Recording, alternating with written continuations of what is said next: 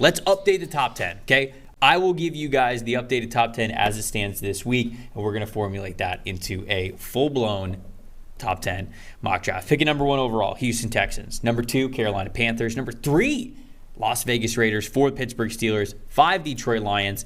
6, the Philadelphia Eagles by way of the New Orleans Saints. 7, we got the Arizona Cardinals. 8, the Jacksonville Jaguars. 9, Chicago Bears. And 10 is the Green Bay Packers. Mike, when you look at this draft order, what really stands out to you? Is it a team that maybe you didn't expect to be in this top 10? Is it a team that's there that is really poised to turn their franchise around? Maybe it's a team that you think might trade back. What do you think about this current order as it stands today? Well, I go to the top 10 and just outside the top 10, where you have 4 picks among the top 13 right now. When you include New Orleans, who gave that number 6 overall pick to Philly. When you have Denver, who gave the number 11 overall pick now to Seattle. The Rams, who gave the number 12 overall pick to the Lions. And the Browns, who gave 13th overall pick to the Texans. As it stands right now, that's the worry, right? That's kind of what all these teams had skated by not getting. And obviously, it happened to the Texans a few years ago after the Deshaun Watson trade. But a lot of these teams, this is the worry when you give up that future first rounder. You think you're going to make the playoffs. Everyone thinks that one guy's what puts you over the edge. Right. Saints are finding out the hard way. Rams might be finding out the hard way that not every season is built the same. And sometimes bottom falls out. Yeah, the lowest.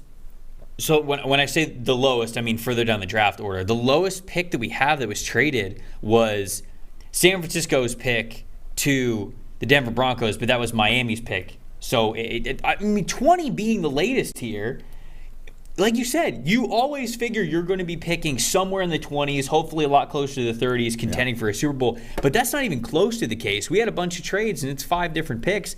They're all within the top 20. Yeah. It's wild. What do you think about Pittsburgh sitting there at number 4? Oof. I'm very curious. And obviously we're going to get into this a little bit once we get into the top 10. But Pittsburgh feels like a team, among maybe a couple of others, that could be a big-time trade-back candidate. You know, if Pittsburgh ends up picking at number 4 when it's all said and done, or whether they're, maybe even higher, maybe somewhere in that top 3, maybe a little further down. What do you think about Pittsburgh's chances to be a trade-down candidate? I think it's strong because I think Kenny Pickett's going to have shown enough that not a lot of teams are going to give up on him. It's not going to be a Josh Rosen scenario where it's like, oh, he was so bad that we have no confidence in you. It's like, no, he's shown some signs for encouragement, but it's kind of the worry with drafting a quarterback at 20 that you're hoping to be your savior. And why we said that's probably not the best idea. It's like if you're drafting a quarterback at 20 plus, you better have a plan for him to start in the future. It better be like a long-term decision, not this guy's going to start for me rookie year, because usually rookie quarterbacks are bad. And when they are bad, you'd probably draft highly in the NFL draft. And if you're objectively looking at the quarterback prospects that they could be looking at, top 3 in this draft class, all night and day, in my opinion, in terms of better prospects than Kenny Pickett. And so that incremental difference you obviously would prefer if you're a Pittsburgh Steelers, but they could also, flip that number 4 overall pick to get a bevy of picks because this is an aging roster and there's not a ton of young talent. Dude, and obviously they're sitting here at number 4 just because of how strength of schedule works out, but really they're tied 3, 4, and 5. The Raiders, the Steelers, and the Lions, they all have the same record. Yeah. Funny enough, if the Steelers would have lost to the Buccaneers, which they probably should have, yes, still bitter about it, they'd be sitting there at 1-7. They'd be picking number 1 overall. They would have the number 1 overall pick right now. And so when I look at Pittsburgh, I don't just think about them sitting at the 4 spot, because the 4 spot, you think of the trade value. Okay, C.J. Stroud, Bryce Young, they're probably off the board. It's a little bit different when you get into that talk. But if Pittsburgh, let's just say they end up with the number 2 overall pick, right? Somebody's probably going to take a quarterback at number 1. We think it's going to be Houston, Carolina, something. They're probably going to take a quarterback at number 1. If Pittsburgh's sitting there at number 2, and like you said, if there's a chance Kenny Pickett shows you enough to where you're not picking a quarterback, all of a sudden you've got Detroit, Vegas,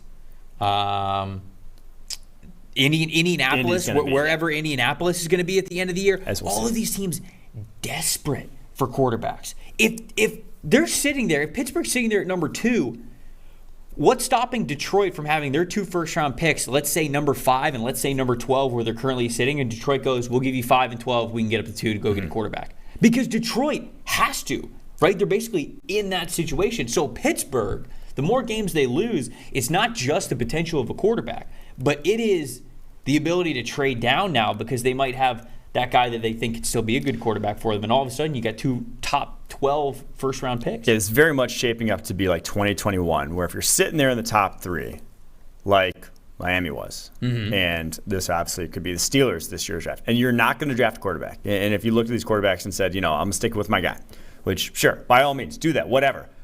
It'd be idiotic to stay at that pick. It's going to be idiotic to stay with that pick in this year's draft. Someone's going to want to go up and get it. If you can get anything for someone to go up and get it, and obviously desperation, the trade value goes higher when that trade is for a quarterback, someone wants that trade back because one Will Anderson, one Jalen Carter is not putting this Pittsburgh Steelers team over the edge. Yeah, I'm looking at the chat right now, and they're obviously talking about the Steelers as we're talking about the Steelers.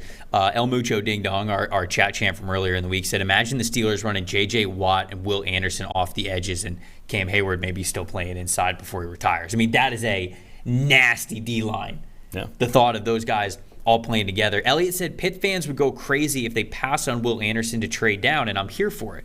I don't know if they would. Like, Will Anderson's great, don't get me wrong, and he's a phenomenal player. But if you can trade back and you're Pittsburgh, you can get yourself 5 and 12, maybe you're still getting Jalen Carter at 5, right? Because of how big the quarterback demand would be this year. And then maybe you're getting a really good offensive tackle at 12 as well. Yeah. That's precisely like the reasoning is that I'm with you there. Top 12 picks, like usually the difference between 5 and 12, not to say it's never massive, but it's like there's a reason they're all very valuable there at the top of the draft. Gerard said Trevor is trolling Mike by asking him if there's a team he didn't expect to be in the top 10, knowing that the Packers are sitting there at number 10. I didn't do that on purpose, but if the Packers get a top 10 pick, do you have some targets? Well, I'd just be curious what they do at quarterback. It's going to be very interesting to see going forward the season, obviously. If the with Packers the have a top 10 pick, okay, think about they would then have to be bad this entire season. Yeah. How likely is it, do you think Rodgers is still on that roster next year? Unlikely. That's the thing. It's like I think he's either so upset that he's retiring, and especially if they're going to bench him to show Jordan Love down the stretch. That's just not something that's in Aaron Rodgers' vocabulary. He has no interest in riding the pines, preparing Jordan Love each week to take the snaps. He is too prideful to do that, in my opinion. So that's the case. If they end up benching him, they're crash course for a split there in Green Bay. I'm looking at the chat. Respected Madman says, I fully expect Detroit to move up if the second overall team does not need a quarterback. And, of course, that means that Detroit wouldn't be second there as well. How likely is it that this current regime in Detroit still gets to make the pick next year if they're picking in the top 3 again? That's tough. I would think that Brad Holmes, the GM, would maybe get another year at least, because I don't think he's done anything. He hasn't been able to even make a swing yet with what he inherited there. So I think at least he gets that chance with where they're as a franchise before he came in. Coaching staff, if you continue to lose games, now obviously they had to win this past week over Green Bay. If you continue to, things go south to where you are in the top 3, top 5, and haven't shown any meaningful year-on-year growth, then I can see the coach staff not being there. But I think this front office is at least getting another shot. I'm looking just outside the top 10 now, and you mentioned those 3 teams there. Seattle's picking at number 11. Detroit's picking at 12. Houston's picking at 13. Indianapolis sits there now at number 14. We went over it yesterday, hired Jeff Saturday to be their head coach. It seems like they are really just taking wild swings.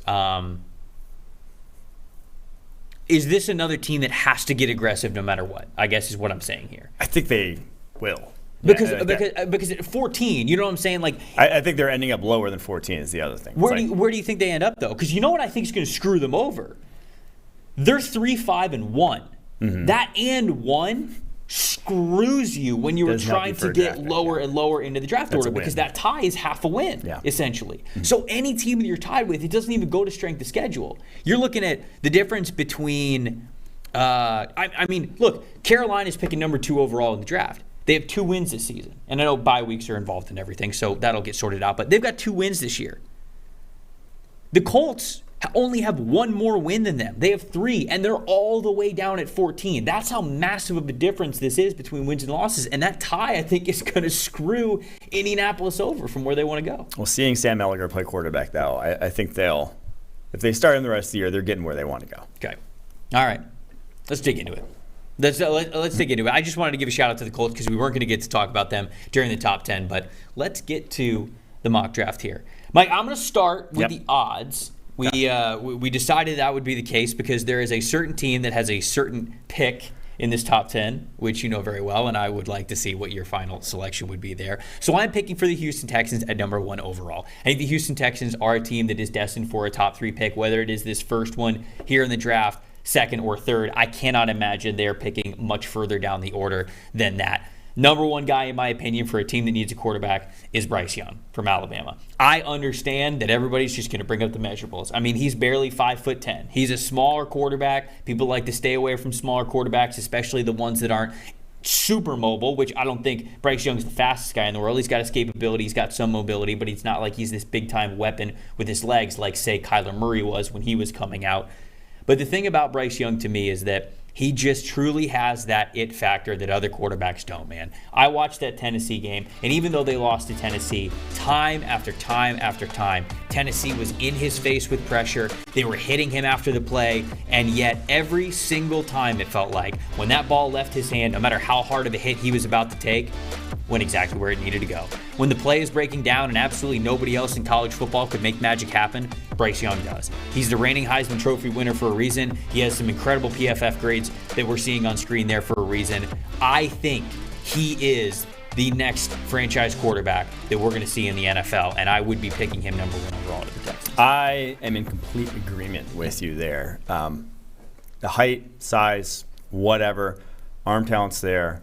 He works the middle of the field better than any of those, 6 foot and under quarterbacks that you worry so much about them translating to the next level that I've ever seen. And he's just tremendous at it. And you mentioned the it factor.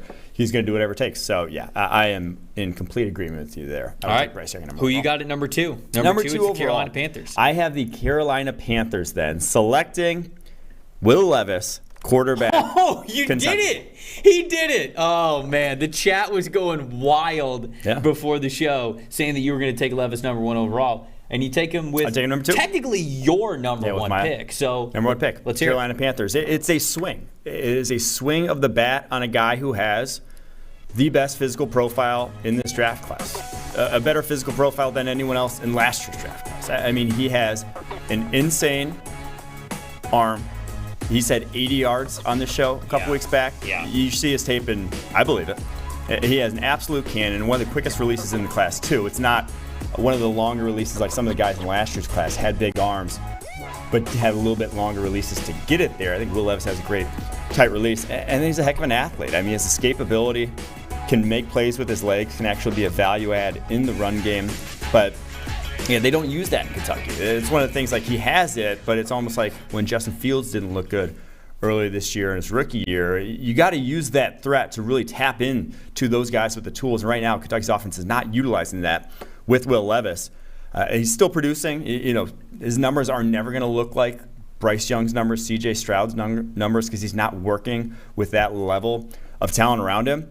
But I think he is elevating the talent around him still, and I love his ability to create on his own as well. So, yeah, Will Levis, it's not, he's not a polished product. None of these guys are going to hit the ground running, though, day one and be elite NFL quarterbacks. So give me the guy who has the tools to develop. Obviously, this is a big-time toolsy pick. I like Will Levis a lot. I really do. I think that the top 3 hype for Levis is too rich for my blood, but you can definitely see the high-end talent, see him developing that, especially that big arm. He's a fearless dude as well, tough as nails. He's a quarterback that you like back there for sure with those traits. I'm curious, do you see him as somebody who you would really want him to kind of slow, I guess, like, what am I trying to say here? Not start right away is essentially what I'm trying to say. No, I think he could start right away. Okay. I think his obviously he's played under 2 different NFL offensive coordinators the last 2 years. I think like his footwork and the little things that maybe you don't want a guy coming in and having to learn on the fly, he can already do. That doesn't mean he's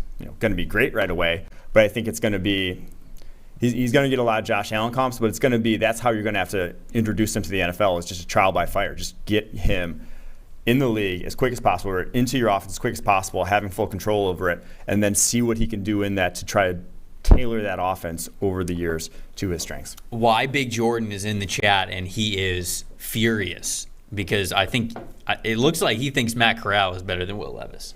Well, He's Matt Corral stan. Oh, wow. That's a weird hill to die on.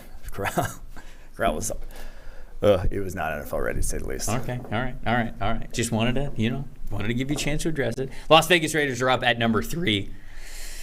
And I'm going to go triple quarterback here. They're going to need it. Look, if the Raiders are picking number 3 overall in the draft, there's an out in Derek Carr's contract. They're either going to trade him, they're going to cut him, they're going to move on from him. That's what we're looking at here. Shoot, Josh McDaniels might not even be the head coach next year if it goes so poorly that they're picking number 3 overall. I'm not so sure that's going to be the case, but no matter what, big changes will be coming in Las Vegas if they pick number 3 overall, including them getting C.J. Stroud, Ohio State's quarterback here. When I went into summer scouting, I really thought that Stroud was just going to be a product of the Ohio State system, that he was just going to be a product of these wide receivers are wide open. They've been wide open for the last 5 or 6 years.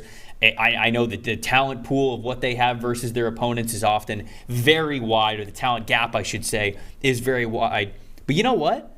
Stroud's good. I really do like C.J. Stroud. I think the fundamentals are great with him.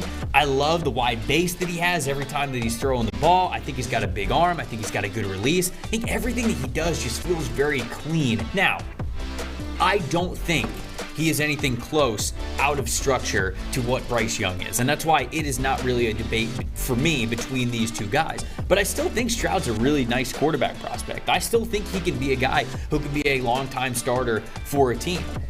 Is it going to look as easy as it has at Ohio State? No, definitely not. The talent gap in the NFL is much, much smaller. So there's going to be an adjustment period there for C.J. Stroud.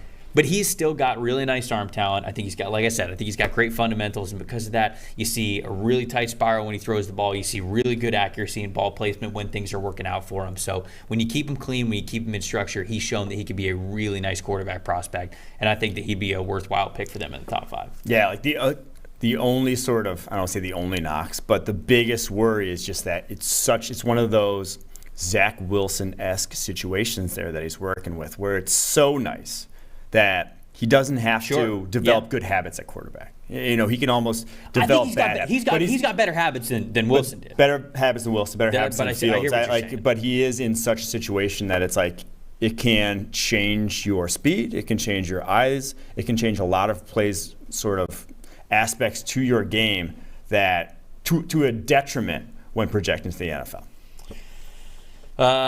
Denzel says Will Levis is Tim Tebow with a better arm. Damn. That's a wild take. Jared said, I feel bad for anyone who gets drafted by Las Vegas right now. I think a lot of people probably agree with you. Jeff says, Carr to Tampa Bay after Brady goes to Vegas or San Francisco. Absolutely not. We're rejecting that. We're absolutely rejecting that. BJ says, best touch passer in the NFL. Is he talking about C.J. Stroud? I think he's talking about C.J. Stroud. Nathan says, love the Zach Wilson comp. I do too. That's actually a good way to set it up. I don't think he's in as bad of shape as Wilson was, because clearly we're still seeing it with Wilson. These are things that he is really having to get over, and I don't think it's that bad, but I do think the Ohio State bubble, if you will, makes things easier on quarterbacks. So even though you don't want to, guys like Quell in the comments are saying, like, hey, don't scout the helmet, scout the player. Yeah.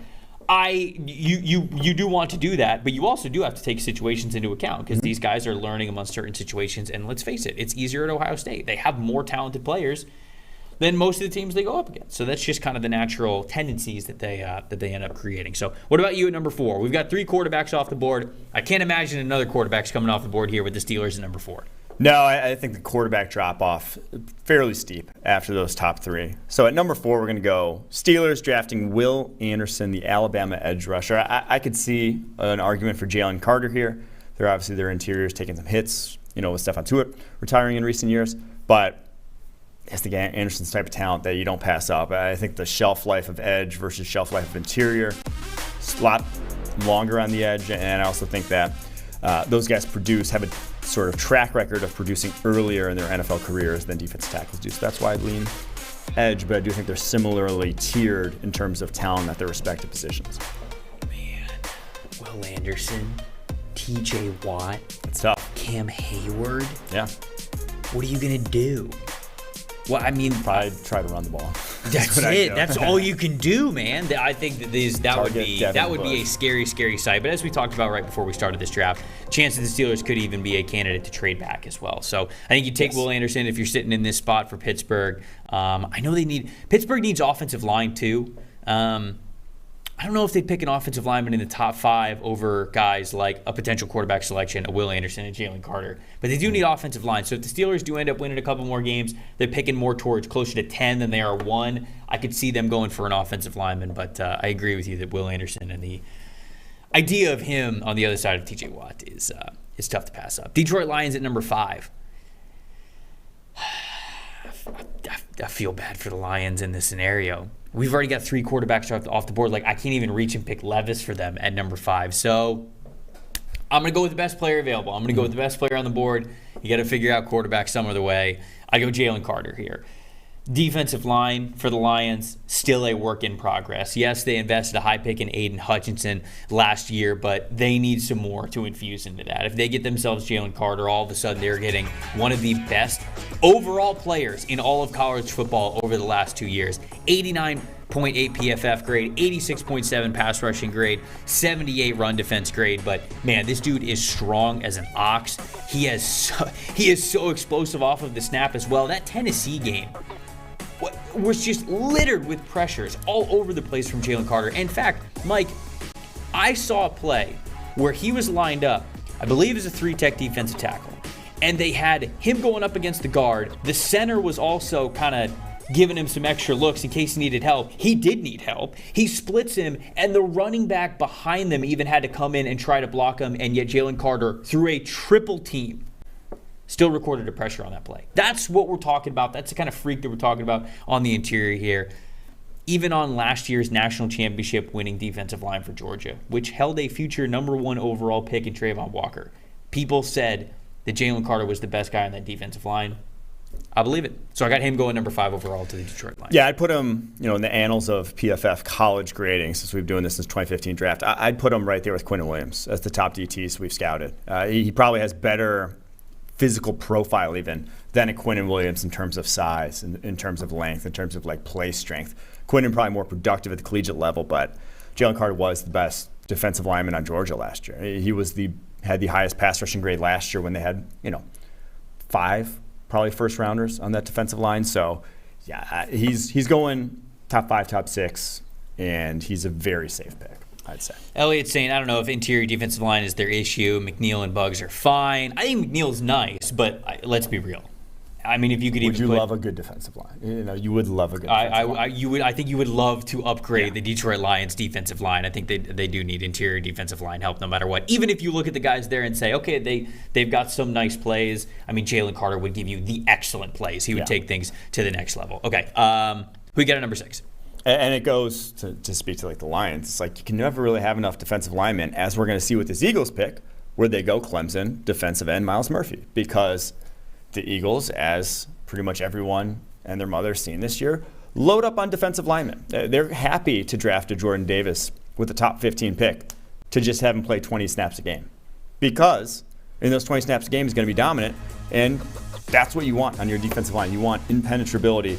Miles Murphy can bring you that 6'5", 275-pounder. He's this class's version of Trayvon Walker, I'll say, where maybe it's not perfect already, but he is an absolute freak of nature. Was actually the 3rd-ranked freak on Bruce Feldman's preseason freaks list, because at that size, he had a 35-inch vertical and ran in the 4.5s and the 40. Super powerful dude, not quite put together completely as a pass rusher. Clemson, though, with that defense, how it's been scheming the past couple of years, they didn't care. Like, they didn't use him in that one-on-one pass rushing role. Same with Brzee. Yeah, they didn't use either of those guys in that, unfortunately. But both are absurdly talented, and it's the NFL draft. These guys are young. You can, 2 or 3 years from now is what you're banking on. I will bank on that guy's tools translating to a high-end NFL edge rusher. Yeah, him and Brzee were obviously the Clemson D-line duo there that a lot of people were back and forth on. It felt like it was pretty polarizing between the two, just because you look at their traits and you say, okay, this is kind of what I want from you in like a pass rush profile, and you collapse in the pocket, really get into the backfield. And Clemson just didn't always ask them to do that. It's not like it was a never thing. There's plenty of snaps of it, but it just didn't happen as regularly. I guess I'm talking more from Brzee as well, who was former number 1 overall recruit in the country, an incredibly athletic interior defensive tackle. But even Miles Murphy sometimes, he'd be the guy who was doing the dirty work along the defensive line where, hey, he's taking up a block or two to free up the linebackers to get some free tackles behind him. That's a good plan, but you should also scheme some stuff up for Miles Murphy a little bit more because he's incredibly talented. I've got the Arizona Cardinals coming up next at number 7. Mike, a little trivia for you, a little extra trivia. Sorry, Quinn, if I'm stepping on your toes. Go right ahead. Can you tell me the last time the Arizona Cardinals drafted a offensive lineman in rounds 1 or 2 of the NFL draft? It's for the chat, too, because I know there's a little bit of a delay, but you guys can guess, too. I think it was, I'm trying to think, Josh Jones was 3rd rounder. So he was a 3rd rounder. It's probably DJ Humphries, right? It was DJ Humphries. 2015. Yuck. Yeah, it has been since 2015 that they have drafted any trench player with one of their top 2 picks. It's crazy.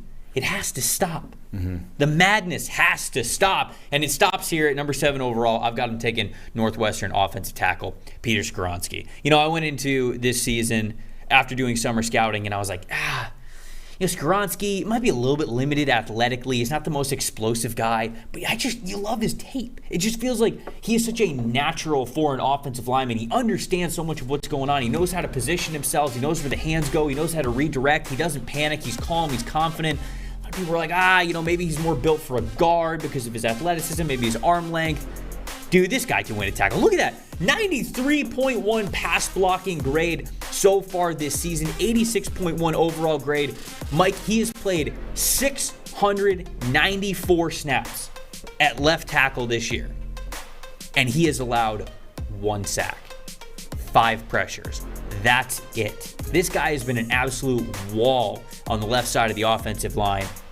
And you know what? For the Cardinals, maybe you'd say maybe they got some prospects at offensive tackle. They might be okay at offensive tackle. If you want to play him at guard, that's fine. Because I think they got free agents coming up at all 3 positions on the offensive line. You're not going to have him play center. But you know what I mean? It's almost like a Tyler Smith strategy with what the Cowboys did when they drafted Tyler Smith. It's like, all right, well, we could kind of plug you in wherever. We could plug you in at guard. We know you're going to play well at guard. They've ended up having to play him at left tackle. But I think Skoronski has just shown that he understands O-line play. He is a plug-and-play offensive lineman, and you just don't get many of those guys coming through the draft. Yeah, and from a team-building perspective, I would love if the Cardinals took a little bit of a page out of Baltimore's playbook and how much they've invested. Obviously, the Baltimore's done a lot in terms of signing guys in free agency to build up that offensive line. Also, obviously, used a first-round pick, and Tyler Linderbaum has been playing fantastic for them. But when you have that dominant O-line with the mobile quarterback, that gives you such a high floor week to week, whereas the Cardinals have gone the opposite way. They say, we have a mobile quarterback.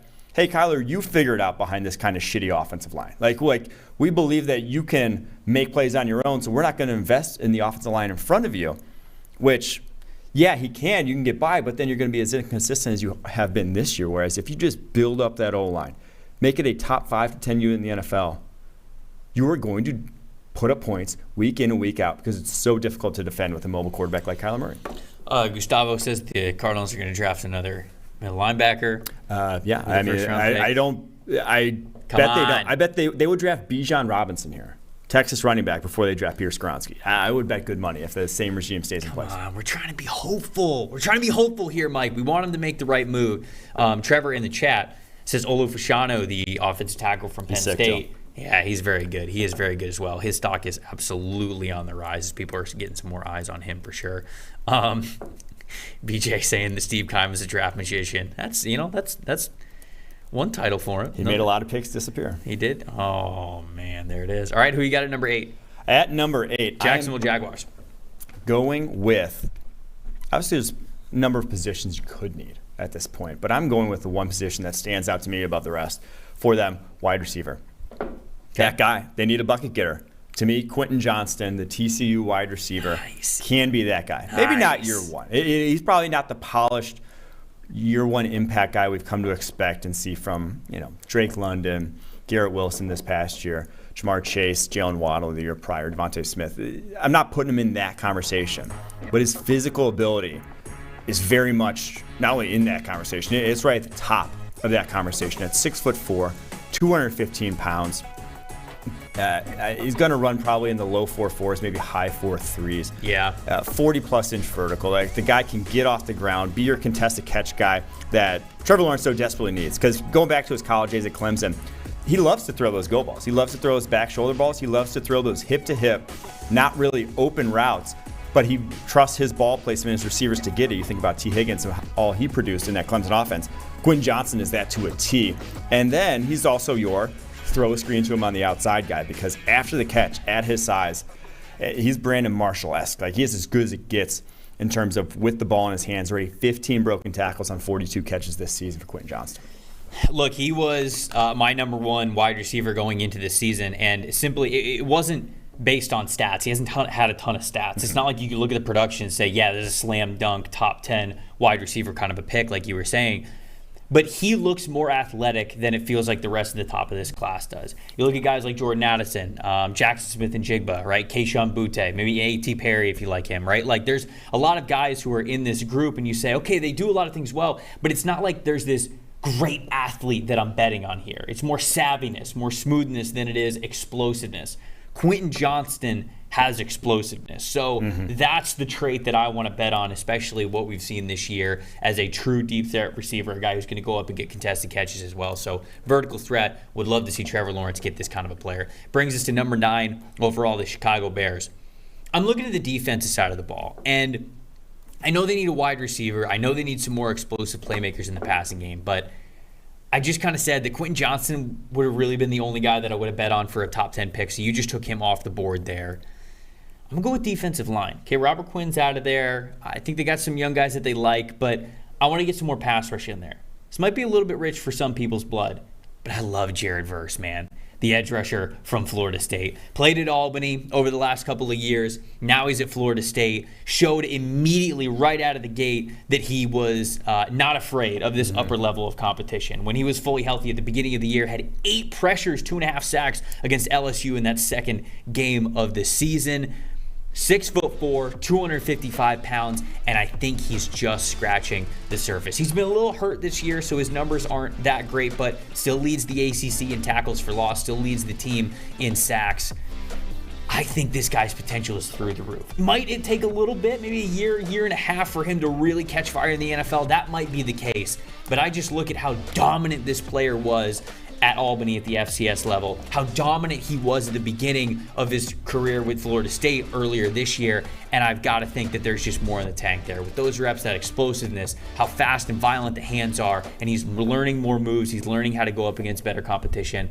I like Jared Verse a lot, so I'm going to take him in the top 10 here as a good pass rusher for the Chicago Bears. I do as well. I obviously wish we could have seen more of him fully healthy, and hopefully we'll get more so as the season wears on. But obviously had an ankle injury that he's been playing through, actually. But that LSU game, the LSU tape, what he put on there, 7 pressures, 2 sacks, that was top 10 pick worthy. It truly was. I think he's going to go to the combine and maybe even break like 4.5. That's how explosive and fast this guy is. So very excited to see what he does. But I would have gone with who I'm going to go with now because of the Bears' need at 3 technique, Matt Eberflus' defense, how much they wanted that 3 technique last offseason.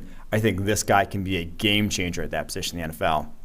It's Brian Brzee. For your Packers. For the Packers. I am going Brian Brzee of the Green Bay Packers. Okay, now Brian Brzee goes off the board. The chat was kind of freaking out that I didn't pick Brzee for the Bears, so I'm glad that you got him off the board here. And he is just that different caliber of dude. 6'5", 310. One of my favorite things about him is you watch him on the defensive line, and you could like swear he's an edge rusher at that size because he's so put together despite being 310. Like, there's nothing hanging over his belt there at defensive tackle like a lot of other guys.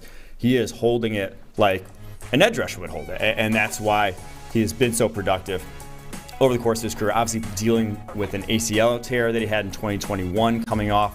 Still a bit rough around the edges because of that, but you see the pass rushing grade there. You see him coming on strong here this season to where I'm still betting I'm going to go top 10 in this NFL draft. Is this like a reverse psychology thing? Because the past few years you've had the Packers pick in wide receivers, and so you're going to go with the trenches in hopes that like secretly they do. Try to pick No, a receiver. What other wide receiver would you pick here? That's it. So some people obviously in the chat, a lot of people are shouting out the Bears need to give Justin Fields help, and I agree. I totally agree. I think that needs to be a major emphasis for the offseason is continuing to get him more playmakers, some better offensive linemen. People shouted up Paris Johnson, Jordan Addison, but are those guys worth it at that point? Maybe they will be, I guess, at the end of this cycle, but I just didn't see it right there. No, That's why I went verse. I agree. It's still talent, especially when you're in the top 10. You really can't be. I think one of the biggest mistakes a lot of top 10 teams make is like trying to shoehorn a position that they need, and then you reach for a different talent. Like, no, if you had a top 10 pick, that means you're bad. Unless you trade it for like the Eagles. That is true. It means you're not good. It means there's not one position that's putting you over the hump. So at that rate, like you just can't whiff. You can't go out of that draft with a top 10 pick that you're like, iffy on what kind of impact he makes. It's like, no, I want a guy who I know will be a good football player. It's Brian Brzee. No John Rosses. And yeah, exactly. Got a lot of Jordan Addison love in the chat. I got to say, the chat is getting on us for not getting Jordan Addison in the top 10 here for the Chicago Bears or the Green Bay Packers. Could have been decent. I mean, like, they need wide receivers, so it could have been a decent landing spot for it. But ultimately, this is how the top 10 went. For the Houston Texans, I took Bryce Young. For the Carolina Panthers, you took Will Levis. For the Las Vegas Raiders, CJ Stroud. Steelers, you gave him Will Anderson. I gave the Lions Jalen Carter at 5. You gave the Eagles Miles Murphy at 6. You gave the Cardinals, an offensive lineman, Peter Skoronski at number 7. Jags, you went with Quentin Johnston. Love that fit. Bears, I went Jared Verse at number 9. And then for the Packers at number 10, you went Brian Brzee here for this new and updated top 10 for the 2023 NFL Draft. Always a good time, Mike. Always a good time. I like how we didn't even have the Raiders logo up there. They're just, no one wants to be the Raiders right now. I didn't notice that there. Yeah, we got to throw. Hey, you know what? I would say it's disrespect, but maybe it's representation. Maybe, hey, it's like, hey, you got to win a game in order to get the logo up there. Yeah, it's almost like you're like teaching a child. Like, hey, you got to win a game or else you don't get the logo up there. Patches off the jersey. Patches off the jersey. You don't get to wear them.